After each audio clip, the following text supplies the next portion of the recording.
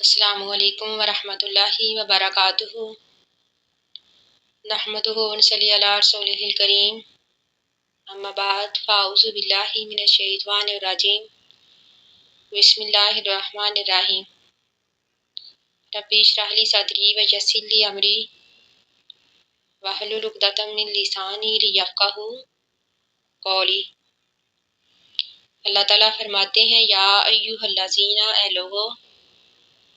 آمنو، جو ایمان لائے، ان اگر تطیعوا، تم اطاعت کرو گے،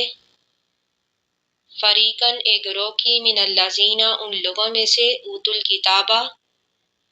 جو دیے گئے کتاب، یردوکم، تو وہ پھیر دیں گے تم کو، بعد ایمانکم، بعد تمہارے ایمان کے، کافرین، کفر کی طرف۔ اس سے پہلے والی آیت میں ہم نے پڑھا کہ اللہ تعالیٰ یہودیوں کے مکر و فریب سے آگاہ کرتے ہیں۔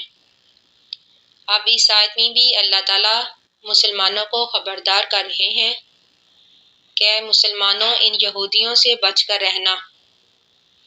کہیں ایسا نہ ہو کہ تم میں اللہ کی کتاب قرآن پاک بھی موجود ہے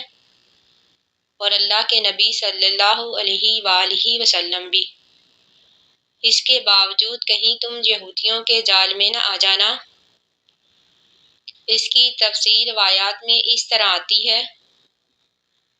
کہ انصار کے دو قبیلے، اوس اور خزرج، ایک مجلس میں بیٹھے آپس میں گفتگو کر رہے تھے کہ شاس بن قیس یہودی ان کے پاس سے گزرا اور ان کا آپس میں پیار دیکھ کر جل بن کر رہ گیا اور کہنے لگا کہ یہ تو دونوں قبیلے آپس میں سخت دشمن تھے، لیکن اسلام کی وجہ سے ان میں محبت اور اتفاق پیدا ہو گیا ہے۔ تو اس نے ایک نوجوان کے ذمے یہ کام لگایا کہ وہ ان کے درمیان جا کر جنگ بعث کا ذکر کرے۔ یہ وہ جنگ تھی جو ہجرت سے قبل ان کے درمیان ہوئی تھی۔ اس جنگ میں ان دونوں نے ایک دوسرے کے خلاف رزمیہ اشعار کہے تھے۔ جب اس نے ان دونوں کے پاس جا کر جنگ کا ذکر کیا تو ان کے پرانے جذبات بھڑک اٹھے، ایک دوسرے کو گالی گلوچ کرنے لگے، یہاں تک کہ ہتھیار اٹھانے کے لیے ایک دوسرے کو للکارنے لگے۔ قریب تھا کہ ان میں جنگ ہو جاتی، اتنے میں نبی اکرم صلی اللہ علیہ وآلہ وسلم تشریف لائے، ان کو سمجھایا، جس کی وجہ سے وہ باز آ گئے۔ تو اس پر اللہ تعالیٰ نے یہ والی آیت اور بعد والی آیات نازل فرمائی۔ اللہ تعالیٰ فرماتے ہیں، وَکَیْفَ، اور کیسے، تکفرون، تم کفر کرتے ہو، وانتم، اور ہو تم، تتلا، پڑھی جاتی ہیں، علیکم، تم پر، آیات اللہ، اللہ تعالیٰ کی آیات، وفیکم، اور تم میں، رسولہ، اس کا رسول موجود ہے۔ یہاں پر ہو سے مراد اللہ تعالیٰ ہے، وفیکم رسولہ، اور تم میں اللہ کا رسول بھی موجود ہے۔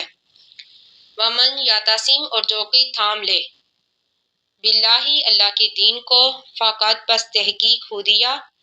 اسے ہدایت دی گئی، الی صراط مستقیم، سیدھی راہ کی طرف۔ یہاں پر اعتصام باللہ کے معنی ہے اللہ کے دین کو مضبوطی سے تھام لینا، یعنی اللہ کی اطاعت میں کسی طرح کی کوتاہی نہ کرنا۔ اللہ تعالیٰ فرماتے ہیں کہ جو شخص اللہ کے دین کو مضبوطی سے تھام لے تو اسے سیدھی راہ کی طرف ہدایت مل جاتی ہے، یعنی اللہ تعالیٰ اسے ہدایت دے دیتے ہیں۔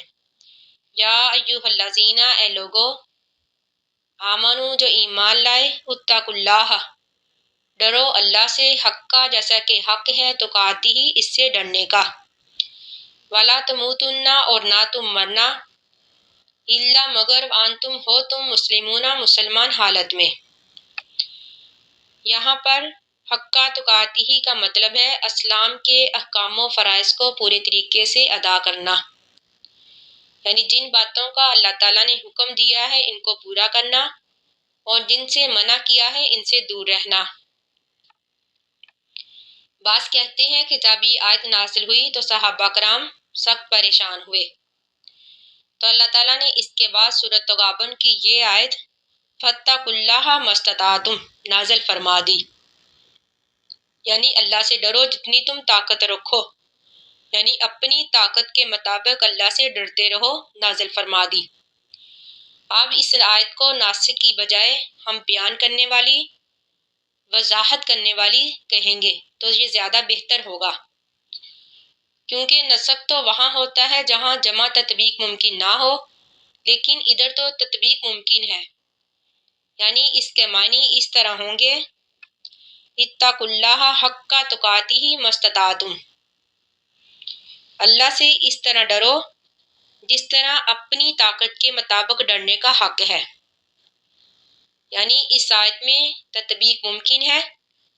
اس لیے ہم کہیں گے کہ زیادہ بیان کرنے والی، وضاحت کرنے والی۔ تو اللہ تعالیٰ فرماتے ہیں وَاعْتَصِمُوا، اور تھام لو، بِحَبْلِ اللَّہِ، اللہ کی رسی کو، جمیعاً سب کے سب، وَلَا تَفَرَّقُوا، اور نہ فرقہ بندی کرو۔ پہلے اللہ تعالیٰ نے تقوی کا ذکر کیا، پھر اعتصام بِحَبْلِ اللَّہِ جمیعاً، یعنی اللہ کی رسی کو مضبوطی سے تھام لو، اور وَلَا تَفَرَّقُوا کہہ کر یہ واضح کر دیا کہ آپس میں فرقہ بندی نہ کرو، آپس میں گروہوں میں تقسیم نہ ہو۔ مسلمانوں میں اس قدر فرقہ بندی آ گئی ہے، مسلمان اس قدر گروہوں میں تقسیم ہو گئے ہیں، جو کہ ہم آج دیکھ سکتے ہیں۔ مسلمانوں میں یہ اختلاف قرآن پاک کے معنی میں یا قرآن پاک کی تفسیر و تشریح میں اختلاف کی وجہ سے نہیں آیا، کیونکہ ایسا اختلاف تو صحابہ کرام میں بھی موجود تھا، لیکن وہ آپس میں گروہوں میں تقسیم نہیں ہوئے، کیونکہ ان کی عقیدت کا مرکز، ان کی اطاعت کا مرکز صرف اللہ اور اللہ کے رسول تھے، یعنی وہ اللہ اور اس کے رسول کی باتوں کو زیادہ اہمیت دیتے تھے۔ مسلمانوں میں یہ اختلاف، یہ فرقہ بندی اس وقت آئی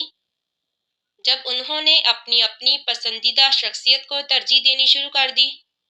اپنی اپنی پسندیدہ شخصیت کے اقوال و افعال کو ترجیح دینا شروع کر دی۔ اس وقت مسلمان گروہوں میں تقسیم ہو گئے، اس وقت مسلمان فرقوں میں بٹ گئے،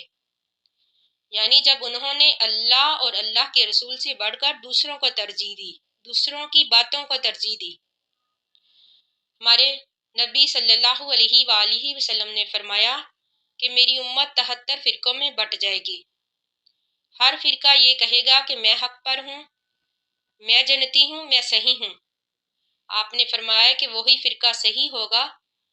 وہی فرقہ حق پر ہوگا جو میرے اور میرے صحابہ کے طریقوں پر چلے گا، یعنی جو میرے اور میرے صحابہ کے طریقوں پر عمل کرے گا وہی فرقہ حق پر ہوگا، وہی جنتی ہوگا۔ تو اللہ تعالیٰ فرماتے ہیں وَاذْکُرُوا، یاد کرو، نعمت اللہ، اللہ کی نعمتوں کو، علیکم جو تم پر ہے، اس جب کنتم تھے تم اعداءً دشمن، فألف، تو الفت ڈال دی اللہ نے، محبت ڈال دی اللہ نے، بین قلوبکم، تمہارے دلوں کے درمیان، فاصبحتم، پس تم ہوگے، بنعمتہ، اس کی نعمت سے، یہاں پر ہی سے مراد اللہ تعالیٰ ہے، یعنی ہوگے تم اللہ کی نعمت سے اخواناً، بائی بائی، وکنتم، اور تھے تم، علی شفا حفرتن، علی شفا کنارے پر، حفرتن گڑھے کے، من الناری آگ کے، فانقذکم، پس تم کو نجات دی، منہا اس سے، کذالک، اسی طرح، یبین اللہ، بیان کرتا ہے اللہ تعالیٰ، لکم، تمہارے لیے، آیاتہ، اپنی نشانیاں، لعلکم، تاکہ تم تہتدون، ہدایت پا جاؤ۔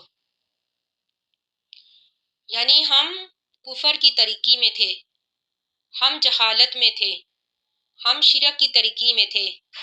اللہ نے ہمیں ان تمام سے نجات دے دی، یعنی اللہ نے ہمارے پاس نبی اکرم صلی اللہ علیہ وآلہ وسلم کو بھیجا،